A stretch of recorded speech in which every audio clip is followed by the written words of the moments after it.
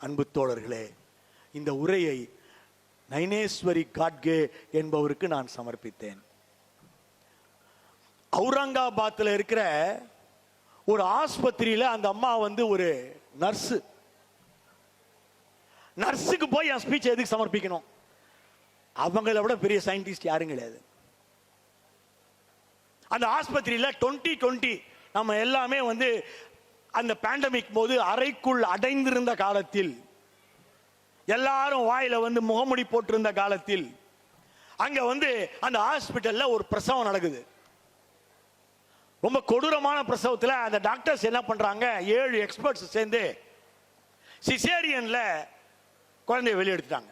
ரெட்டை குழந்தை சார், ரெட்டை குழந்தை வெளியில் எடுக்கப்பட்டு விட்டது. ஆனா பெற்றெடுத்த தாய்க்கு ரத்தம் நிக்கவே மாட்டேங்குது.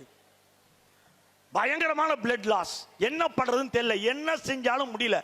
டாக்டர்ஸ் வெளியே சரி குழந்தையை காப்பாத்திட்டோம், மதரை காப்பாற்ற முடியல, come on let's go and meet the relatives. அப்போ சார் சார் சார் ப்ளீஸ் என்று ஒரு குரல் கேட்கிறது. திரும்பி பார்க்குறாங்க, இந்த அம்மா நிற்கிறாங்க. இருக்கிறதுலே வயசான நர்ஸ், 59 வயசா அந்த அம்மாக்கு. 2020 சார் நான் ஒரு ட்ரை பண்ணுவா சார். டாக்டர்களுக்கு ரொம்ப கோவம் வந்துருச்சு. நம்மளாம் இவ்வளோ படிச்சிருக்கோம். இவர் ஜெர்மனி போய் படிச்சவர் தெரியுமா உனக்கு? இவர் யார் தெரியுமா? யூஎஸ்ல பட்டம் வாங்கினவர். சார் ஒரு வாய்ப்பு கொடுங்க சார்.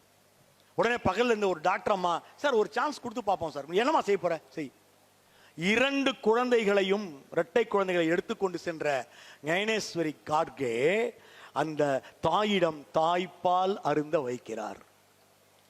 அடுத்த 4 மணி நேரத்தில் ரத்தப்போக்கு நின்று விட்டது தோழர்களே.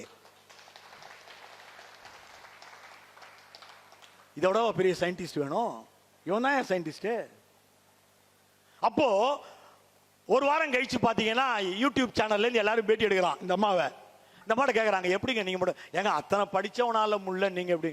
இல்ல இல்ல அதெல்லாம் இல்ல, நீங்க சொல்லுங்க. சின்ன வயசுலேருந்தே நாங்கள் வீட்டில் நிறைய புக்கு படிப்போம், புத்தகம் வாசிப்போம். ஞானேஸ்வரி தேவின்னு ஒரு வங்காள நூலாசிரியர் இருக்காங்க. அவங்களுடைய ஆரண்ய அதிகாரம்னு ஒரு நாவல் இருக்கு. அதுல நடுக்காட்டில் போறப்போ ஒருத்தங்களுக்கு குழந்தை பிறந்துடும், ரத்தமே நிற்காது. அப்போ ஒரு வயசான அம்மா தாய்ப்பால் அருந்த வைப்பாங்க, ரத்தம் நின்றுடும். நான் வாசிச்சது எனக்கு ஞாபகம் வந்துச்சு, செஞ்சு பார்த்தேன், நிஜமாவே அப்படி ஆயிடுச்சுங்க.